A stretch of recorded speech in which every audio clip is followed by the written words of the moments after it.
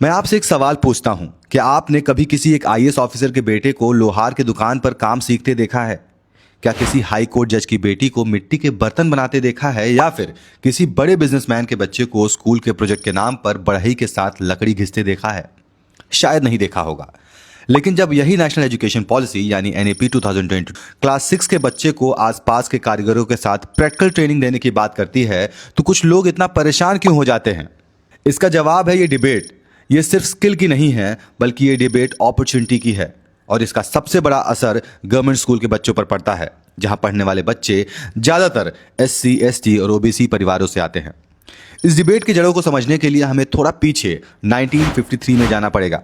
Madras state के तब के मुख्यमंत्री सी राजगोपालाचारी एक एजुकेशन स्कीम लेकर आए। आइडिया काफी सिंपल था। बच्चा आधा दिन स्कूल जाएगा और बाकी समय अपने परिवार के पेशे को समझेगा।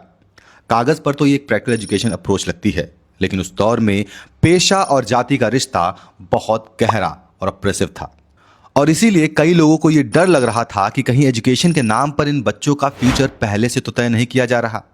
पेरियार और कई सामाजिक संगठन इसके विरोध में उतर आए, प्रदर्शन हुए, पॉलिटिकल प्रेशर इतना बढ़ा कि आखिरकार स्कीम वापस लेनी पड़ी और राजा जी को मुख्यमंत्री पद छोड़ना पड़ा।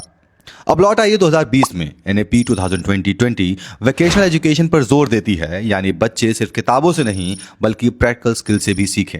इसमें क्लास 6 से 8 तक के बच्चों के लिए बैगलेस डेज और इंटर्नशिप जैसी बातें रखी गई हैं। यहां तक तो सब ठीक लगता है, लेकिन डिबेट स्किल सीखने को लेकर है ही नहीं, डिबेट इसके इम्प्लीमेंटेशन को लेकर है। जरा सोचिए, एक महंगे प्राइवेट स्कूल का बच्चा रोबोटिक्स लैब, कोडिंग वर्कशॉप या स्टार्टअप इकोसिस्टम का एक्सपोजर ले सकता है, लेकिन एक गांव के गवर्नमेंट स्कूल के पास शायद उतने रिसोर्सेज ही ना हो। वहां लोकल लेवल पर जो भी अवेलेबल है वही उसका पूरा एक्सपोजर बन जाता है। और यहीं से सबसे बड़ा सवाल पैदा होता है, पॉलिसी तो दोनों के लिए सेम है, लेकिन क्या रिजल्ट भी सेम होगा? ये डिबेट लोहार कुम्हार या बढ़ई के पेशे के खिलाफ नहीं है। कोई भी काम छोटा नहीं होता, लेकिन असली सवाल चॉइस का है।